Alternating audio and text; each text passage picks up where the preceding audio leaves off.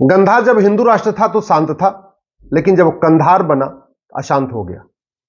कुंभा शांत था, समृद्ध था, खुशहाल था, लेकिन जब वो काबुल बन गया तो अशांत हो गया।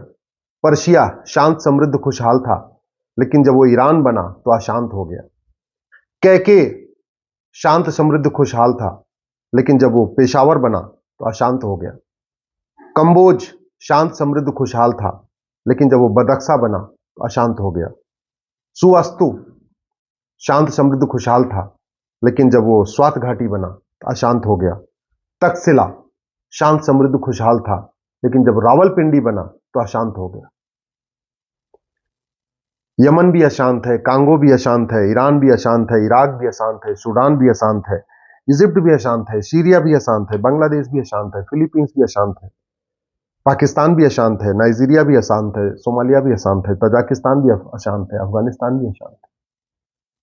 क्या कारण है कि जब ये देश, जब वहां सनातन संस्कृति थी तो शांत थे, समृद्ध थे, खुशहाल थे, बहन बेटियों को एक समान अधिकार मिला हुआ था, बहन बेटियां भी स्कूल कॉलेज में पढ़ती थी। और जैसे ही वहां सनातन संस्कृति खत्म हुई, वहां अशांति फैल गई। वो भारत में भी हो रहा है। पहले तो एक जिन्ना था, भारत का उसने विभाजन करा दिया। अब तो भारत में हर राज्य में 1 से 2 जिन्ना हो चुके हैं, कुछ राज्यों में 3-3, 4-4 जिन्ना है। और इन जिन्नाओं का इलाज नहीं हो रहा है।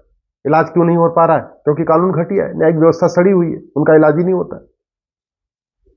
और ये जिन्ना पूरे के पूरे समाज को बरगलाते हैं, बहलाते हैं। बड़ी सीधी सी बात है।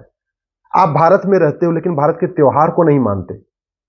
अच्छा, त्योहार नहीं मनाते तो समझ में आती बात, त्योहार का विरोध करते हो तो कैसे आप सभी भारतीयों के साथ घुल मिल के रह पाओगे? आप भारत में रहते हो लेकिन भारत की संस्कृति को नहीं मानते, भारत की परंपरा को नहीं मानते। रहते आप भारत में हो लेकिन आपका खान पान विदेशी है। रहते आप भारत में हो लेकिन आपका पहनावा विदेशी है। रहते आप भारत में हो, त्योहार आपका विदेशी है। रहते आप भारत में हो, आपकी जीवन शैली विदेशी है। रहते आप भारत में हो लेकिन आपका इबादत करने का तरीका विदेशी है। तो स्वाभाविक सी बात है, फिर सभी भारतीयों के साथ आपकी मिक्सिंग कैसे हो सकती है? और ये केवल भारत की बात नहीं है, ये पूरी दुनिया की बात है। आप अमेरिका में रहते हो लेकिन ना अमेरिका को मानते हो, ना अमेरिका की संस्कृति को मानते हो, ना अमेरिका की परंपरा को मानते हो। इसलिए जो अमेरिका के लोग हैं उनके साथ आप लड़ रहे हो। आप पूरे यूरोप में रहते हो लेकिन यूरोप को नहीं मानते, यूरोप की संस्कृति को नहीं मानते, यूरोप की वेशभूषा को नहीं मानते, यूरोप के त्योहार को नहीं मानते, इसलिए यूरोप में भी लड़ रहे हो। आप सिंगापुर में भी लड़ रहे हो, आप चीन में भी लड़ रहे हो, आप लंका में भी लड़ रहे हो, आप भूटान में भी लड़ रहे हो, आप नेपाल में भी लड़ रहे हो और भारत में भी लड़ रहे हो। इस लड़ाई का मूल कारण, क्योंकि आप जिस देश में रहते हो उस देश को नहीं मानते। आप भारत में रहते हो, भारत की संस्कृति को नहीं मानते, भारत के त्योहार को नहीं मानते, भारत की परंपरा को नहीं मानते, भारत के रीति रिवाज को नहीं मानते, भारत की वसुधैव कुटुंबकम की भावना को नहीं मानते, भारत के सर्वधर्म संभाव को नहीं मानते, भारत में जो सर्वमंगल मांगल्य एक विचार है उसको नहीं मानते। आप भारत में रहते तो हो लेकिन नारी तू नारायणी नहीं मानते। आप भारत में रहते हो लेकिन यत्र नारस्ति पूज्यते रमन्ते तत्र देवता को नहीं मानते। आप भारत में रहते हो लेकिन भारतीय योग को नहीं मानते, सूर्य नमस्कार से भी आपको दिक्कत है। आप भारत में रहते हो लेकिन भारतीय चिकित्सा व्यवस्था को आप नहीं मानते। आप भारत में रहते हो लेकिन भारत की शिक्षा व्यवस्था को आप नहीं मानते। आपको गुरुकुल में जाना पसंद नहीं है, आपको वैदिक स्कूल में पढ़ना पसंद नहीं। आप भारत में रहते हो लेकिन आपको गुलामी की विदेशी कुरीतियां पसंद है। रहते आप भारत में हो लेकिन जो विदेशी कुरीति है, तलाके हसन, तलाके हसन, तलाके बाइन, तलाके किनाया, वो आपको पसंद है। आप रहते भारत में हो लेकिन जो विदेशी कुप्रथाएं हैं, चाची से निकाह, मामी से निकाह, मौसी से निकाह, बुआ से निकाह, चचेरी बहन से निकाह, मौसेरी बहन से निकाह, फुफेरी बहन से निकाह, वो आपको पसंद। तो आप फिर भारत को मानते नहीं हो तो भारत में आप कैसे एकजुट होकर रहोगे? और जब भारत को आप मानते नहीं हो तो किस हक से कहते हो कि ये भारत भी मेरा है? वंदे मातरम आपको पसंद, बोलना पसंद नहीं है। भारत माता की जय कहना आपको पसंद नहीं है। भारत में तिलक लगाते हैं, वो कहना पसंद नहीं है। भारत में लोग मिलते हैं तो राम राम करते हैं, वो मिलना आपको बोलना पसंद नहीं है। भारत में सब एक दूसरे के गले मिलते हैं, वो आपको पसंद नहीं है। भारत में सब लोग भगवान राम की खुशी में दिवाली मनाते हैं, वो आपको पसंद नहीं है। भगवान भारत की पहचान भगवान राम से है, लेकिन आप रामनवमी भी नहीं मनाते हो, आप पसंद नहीं। भारत में महिलाओं को पूजनीय माना गया है, बच्चियों की पूजा होती है। भारत में नवरात्रे में कन्या पूजन होता है, वो आपको पसंद नहीं है। हाँ, आपको तलाके हसन पसंद है, तलाके एहसन पसंद है, तलाके बाइन पसंद है, तलाके किनाया पसंद है, आपको हलाला पसंद है, आपको मुताह पसंद है, आपको मिस्यार पसंद है, आपको तहरुस पसंद है। तो जितनी विदेशी कुरीतियां वो सब आपको पसंद, जितनी विदेशी प्रथाएं कुप्रथाएं वो सब आपको पसंद, विदेशी रीति रिवाज आपको पसंद है, विदेशी पहनावा आपको पसंद है, आपकी टोपी भी विदेशी, आपका कुर्ता भी विदेशी, आपका पैजामा भी विदेशी, आपका खान पान भी विदेशी, आपका त्योहार भी विदेशी, आपकी सोच भी विदेशी, आपका विचार भी विदेशी, आपका व्यवहार भी विदेशी। और फिर कहते हो नहीं, भारत में हमको एक समान अधिकार चाहिए, हम ये भारत तो हमारा भी। एक शायर ने तो बोला था कि किसी बाप का नहीं है भारत।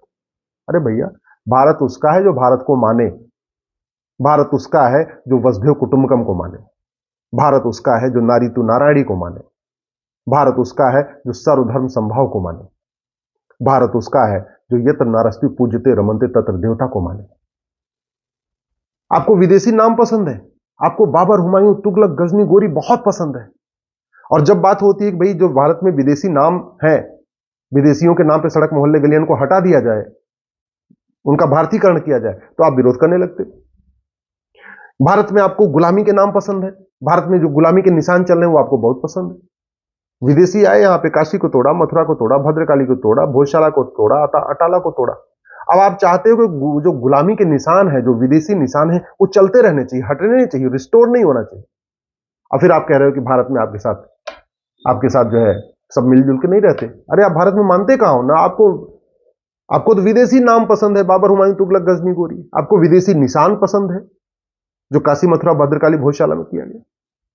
आपको विदेशी शिक्षा व्यवस्था पसंद है, आप जो विदेशी तालीम है उसको आप आगे बढ़ा रहे हो। क्या बोलते हो आप अजान में? ला इलाहा इल्लल्लाह, अल्लाह के अलावा दूसरा कोई इबादत के लायक नहीं। आप खुलेआम लाउड स्पीकर पे कहते हो ला इलाहा इल्लल्लाह, अल्लाह के अलावा दूसरा कोई इबादत के लायक नहीं। इसका मतलब आप कहते क्या हो? यही तो कहते हो कि राम इबादत के लायक नहीं, कृष्ण इबादत के लायक नहीं, शंकर जी इबादत के लायक नहीं, विष्णु जी इबादत के लायक नहीं, हनुमान जी इबादत के लायक नहीं, दुर्गा जी, लक्ष्मी जी, सरस्वती जी इबादत के लायक नहीं है, गणेश जी इबादत के लायक नहीं। और फिर आप कह रहे हो कि हमारे साथ जो है जी भेदभाव होता है।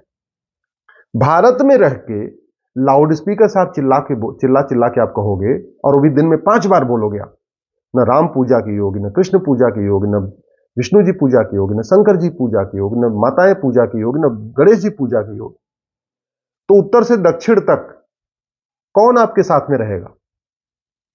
ला इलाहा इल्लल्लाह का मतलब भगवान बुद्ध पूजा की योग्य नहीं है, बुद्ध आपके साथ क्यों खड़ा होगा? ला इलाहा इल्लल्लाह का मतलब भगवान महावीर जो हमारे 24 तीर्थंकर हैं वो पूजा योग्य नहीं है, तो जैन आपके साथ क्यों खड़ा होगा? ला इलाहा इल्लल्लाह का मतलब गुरु ग्रंथ साहिब पूजा योग्य नहीं, सिख आपके साथ क्यों खड़े होंगे? ला इलाहा इल्लल्लाह का मतलब कोई भी देवी देवता पूज्य योग्य नहीं है अल्लाह के अलावा, तो हिंदू आपके साथ क्यों खड़े होंगे? नागड़ा खड़ा होगा, ना पिछड़ा खड़ा होगा, ना दलित खड़ा होगा, ना संवर्ण खड़ा होगा, ना हिंदू खड़ा होगा, ना जैन खड़ा होगा, ना बौद्ध खड़ा होगा, ना सिख खड़ा होगा। तो ये जो समस्या आ रही है इसके लिए आप ही जिम्मेदार हो। इबादत करोगे आप पश्चिम मुंह करके, त्योहार मनाओगे जैसे अरब में मनाया जाता है, कपड़ा पहनोगे जैसे अरब में पहना जाता है, वेशभूषा वैसी रखोगे जैसे अरब में होता है, लाइफ स्टाइल वैसी आप रखोगे जैसे अरब में होता है। तो आप रहते भारत में हो, लेकिन आप अपने आप को अरबी दिखाने में तुले हुए हो। आप अपने आप को भारतीय नहीं दिखाने की कोशिश कर रहे हो, आप अपने आप को अरबी दिखाने की कोशिश कर रहे हो कि मैं तो अरब का रहने वाला हूं। समस्या यह है, जिस दिन आप भारत को मानोगे, भारतीय परंपरा को मानोगे, भारतीय रीति रिवाज मानोगे, भारत के संस्कार को मानोगे, भारत के त्योहार को मानोगे, भारतीय जीवन शैली को अपनाओगे, भारत की शिक्षा व्यवस्था को मानोगे, आप भारत की चिकित्सा व्यवस्था को मानोगे, भारत की नागरिक व्यवस्था को मानोगे, भारत की सांस्कृतिक व्यवस्था को मानोगे, उस दिन सब ठीक हो जाएगा। और जब तक आप ये विदेशी मानते रहोगे तब तक भारत में कॉन्फ्लिक्ट बना रहेगा। ये बात अच्छी तरीके से समझ लीजिए। और ये बात केवल भारत पे लागू नहीं होती, दुनिया के हर देश में जहां पे अशांति फैली है उसका मूल कारण यही है कि आप रहते कहीं किसी और देश में हैं लेकिन उस देश को आप मानते ही नहीं।